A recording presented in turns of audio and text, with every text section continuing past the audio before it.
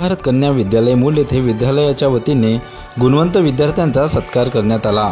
यावेळी विद्यार्थिनींसह पालकांचा सुद्धा पेढे आणि पुष्पगुच्छ देऊन सन्मान केला।